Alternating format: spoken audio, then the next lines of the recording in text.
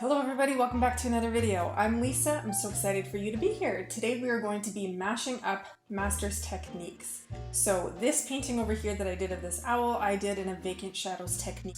Now vacant shadows is basically where you tone the canvas, your shadow tone, and then you put on your lights on top of that, using the most opaque paint for the brightest lights.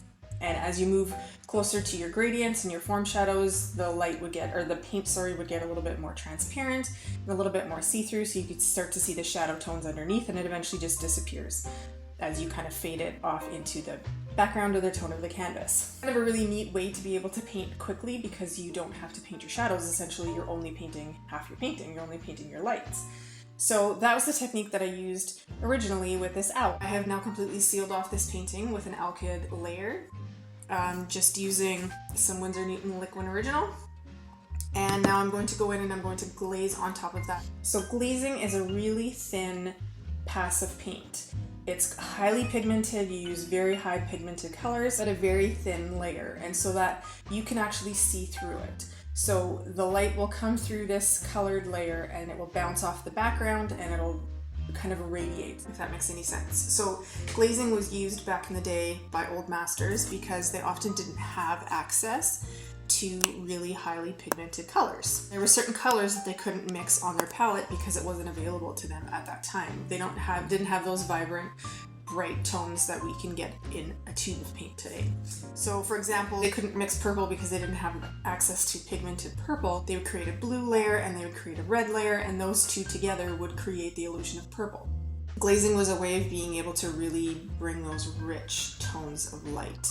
So that's what I'm hoping to bring back to this painting here. So vacant shadows, it's a little bit harder to get that like vibrant color because as you're getting a little bit more transparent, you're showing a little bit of that toned canvas underneath. And in my case, this was a brown, and so it was dulling the color a little bit. So I wanted to try to glaze on top of it to try to help it match a little bit closer to what I'm seeing in the photograph, because this owl is carved out of wood. It's got these really beautiful rich tones, and they're really warm and they're just vibrant, and I wanted to see if I could capture that in glazing and what that would look like. So now I was kind of curious to see, as I am learning a speed painting technique, so it's a way to speed up the painting process, I was kind of curious as to how long this was going to take me, because my vacant shadows painting, if I remember correctly, when I painted it, took about 4 to 5 hours. So I would do these in one sitting because really your shadows are already painted for you, the lights are just going on top. So I felt like I could produce these pretty quickly, especially as I got more comfortable with the technique and I kind of really understood and got a methodology for what I was doing.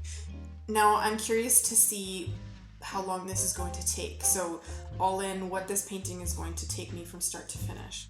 So I did paint one day, and I started in and getting in those, glazing in those shadows actually took me quite a bit longer than I was thinking it was going to.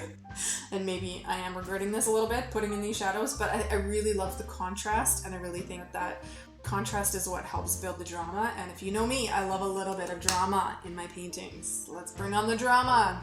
So far, this has taken me 2.5 hours of working on this. So all in this painting so far, I'm at about 6.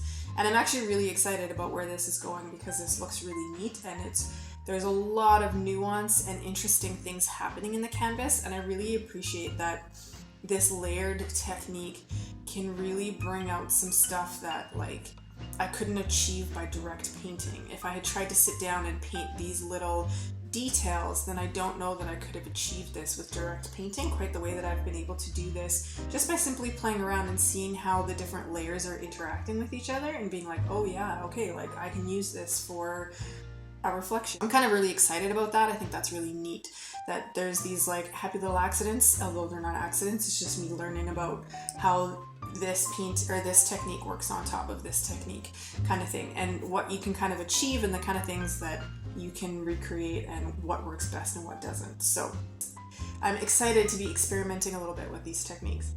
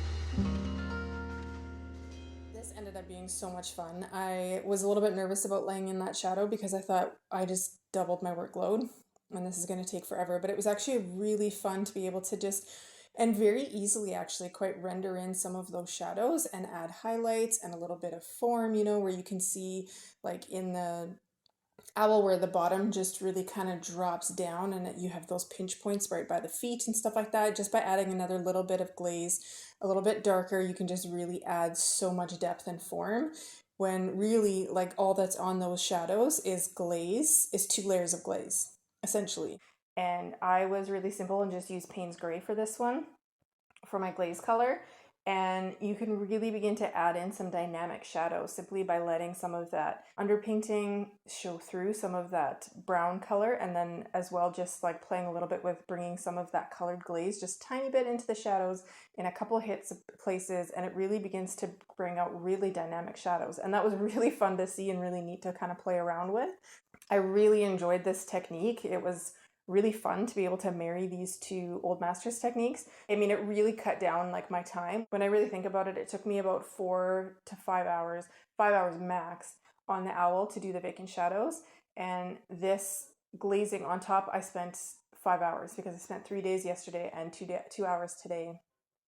Did I say 3 days? It took me 3 hours yesterday and 2 hours today to do 2 passes of glaze. So really that's 10 hours into this painting, which is amazing. Like some of my more really detailed work that I've done with paint or with portraits and other things like that, those have taken me upwards to 30 to 40 hours, and some even a lot more. But this was very exciting to be able to achieve just really dynamic things happening, and I really felt like you could play a lot more with lost and found edges and bringing things into focus and deciding what you're going to highlight and what's going to, you know, it just, I feel like this is a lot more nuanced. So yeah, I had a ton of fun today. Really enjoyed doing this. If this is something you'd actually like to see me do with some of my other vacant shadow paintings, please comment below because I have a lot of them, as you know. I mean, legit, it took me 5 hours. So it was a ton of fun and I'm really excited with the results. And it helped me just to be able to practice what you can kind of do and how far you can push glazing and things like that. So if you would like to see more of this, comment below and I'll see you in the next one. Take care, friends. Bye now.